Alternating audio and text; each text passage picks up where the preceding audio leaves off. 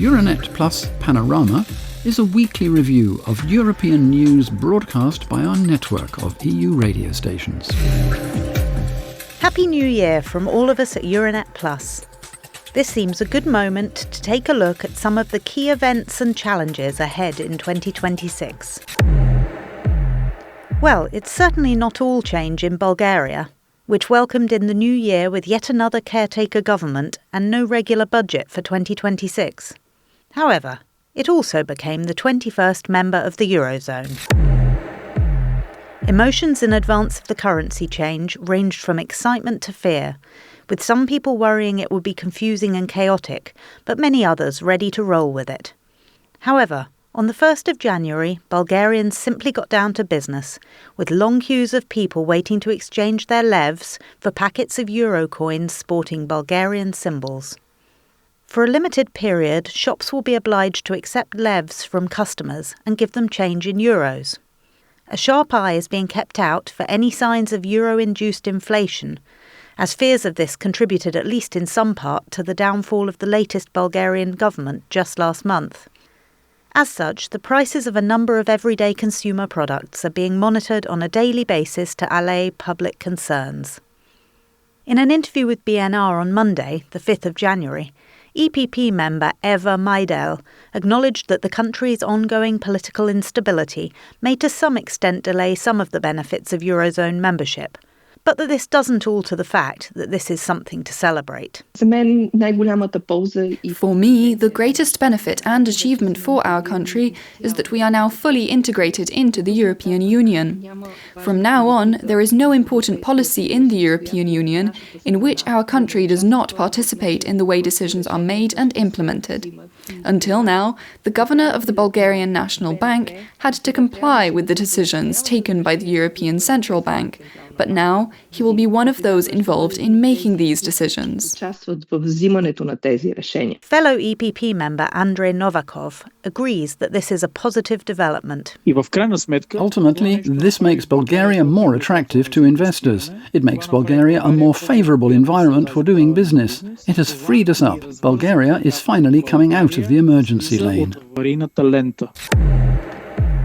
So, what else does 2026 have in store?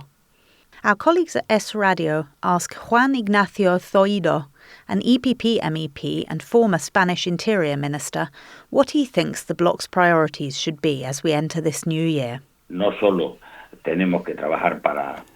must not only work to maintain and improve, undoubtedly modernise our security and defence policy, we must also continue working to improve our economic competitiveness. And we must do this by supporting our defence industry. I also believe that in this coming year we must strengthen negotiations with China and the United States to eliminate trade barriers. China with its subsidized protection of its companies and the US with its harsh tariff policies are limiting our economic growth and above all the activity of our companies. And he believes that we are already well on our way.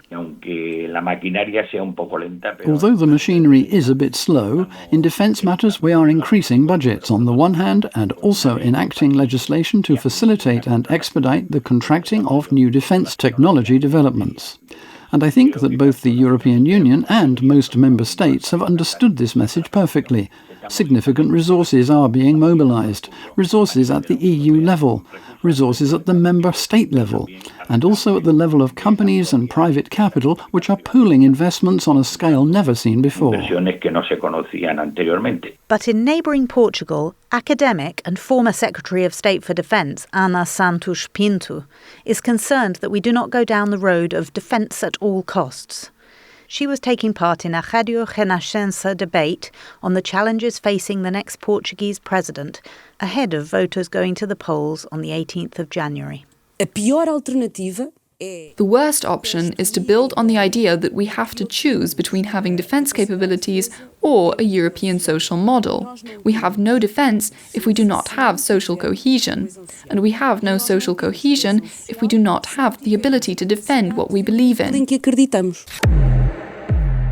It has to be said that the US president is certainly not doing anything to encourage the bloc to take its collective foot off the proverbial gas in terms of defence preparedness. Right now, Greenland is covered with Russian and Chinese ships.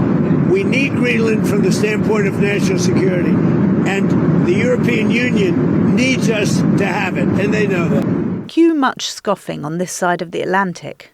But really?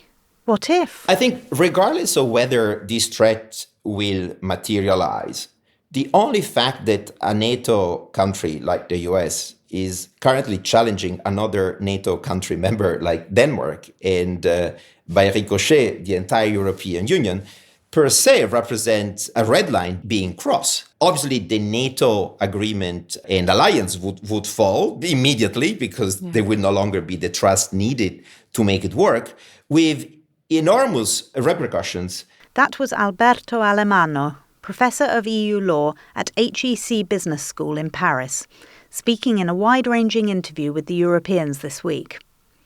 He began, though, by giving his take on Europe's understated reaction to the extraordinary events that have been unfolding in Venezuela. I think never in modern history has Europe confronted a threat quite like this one. We were told that Brexit was existential, then the Euro crisis, then the migration wave. But if anything truly deserves that word, existential, is what Europe faces in 2026. Right? In 2025, Europe became the enemy. And despite this incredible opportunity which is given to us, which is stemming from the Venezuela operation, and the ensuing renewed threat to invade or seize Greenland, our national political leaders, they cannot speak with one voice. I think it's very difficult to understand how it is possible that when those red lines are clearly crossed from both European and international law perspective, our European leaders don't stand up. We are basically compromising on basic principles on the basis of an illusion that the US is still there to defend us. And these are not the only principles on which we are compromising, Alemanno goes on. We have been witnessing in the past few months a major departure from major public interest objectives. The European Union has presented over 10 omnibus regulation packages. So they are basically simplifying standards when it comes to climate, when it comes to chemicals, when it comes to pesticides. And they are basically relaxing those standards in an incredible rollback in order to satisfy both the internal demand to unleash the European competitiveness, but also to satisfy the demand of the United States to enter the European market by complying with less cumbersome standard. And this is basically self-defeating because Europe is giving away the only power it really has, acting together by having common standards, common policies that are working. Speaking at a press conference on Monday, Jan van Aken, co-chair of German Socialist Party Die Linke, slammed Chancellor Merz for what he considers his own mealy-mouthed response to Trump's actions in Venezuela.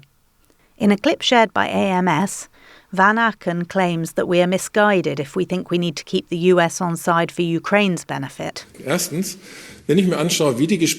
Firstly, when I look at how discussions about Ukraine have gone over the last few months, Trump has often been more Team Putin than Team Europe. And there are reasons for that, according to his worldview, one in which he has his own backyard, his own sphere of influence. The message is, Russia can have Ukraine as long as I get Venezuela and Greenland. That could be the reason behind it, but the second reason, why I think this line of thinking is wrong, is that we have to nip this behaviour in the bud.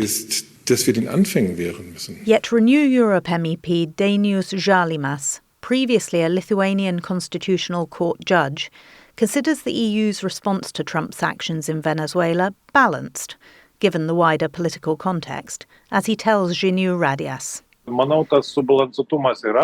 I believe that this balance stems from an understanding that, while the actions of the US were clearly unlawful, without US involvement it would unfortunately be very difficult to manage international security issues related to the aggression against Ukraine. Some form of US involvement is better than no involvement, or indeed open involvement on the side of the aggressor. Meanwhile, Estonia's Kuku Radio has kicked off the new year with a high-profile interview, namely with Kaja Kallas, the EU's High Representative for Foreign Affairs and Security Policy. The Estonian politician underscores that the historical rules-based world order is clearly crumbling, something that puts small states all over the world in a very difficult position. Ma ka siin nüüd 2 päeva järjest olen rääkinud erinevate Ladina-Ameerika. For the last 2 days, I have been talking with various Latin American countries, all of whom are very concerned about what has been said. I've spoken with Asian countries that are worried about whether China will make a move on Taiwan and everything that would bring with it. And, of course, Russia has consistently flouted international law. Sülitanud. As far as Russia is concerned, the High Representative goes on to note that we're not dealing with a democracy here, so normal decision-making rules simply don't apply. Sanctions have not had an immediate effect because the suffering of the Russian people will never be enough to persuade the Kremlin to back down. Yet, Kallas stresses, this does not mean that the sanctions aren't working. Indeed, from the economic evidence available, she says, they are having a real impact, and this could come to fruition in 2026. Nüüd me teeme varilaevastikuga mitte nii, et me ootame neid pakette. Now we are dealing with the shadow fleet, not by waiting for big sanction packages. Instead, each time new ships appear, we just add them one by one. When we did this the first time, within 1 week Russia's income from oil exports through the Baltic Sea and the Black Sea dropped by 30%. And that was within a single week, so this has a big impact. We see that Russia now has to make difficult choices and raise taxes. Of course, we might question who in Russia actually pays taxes, but some people definitely do, and they need to. They have a problem regarding people returning from the front.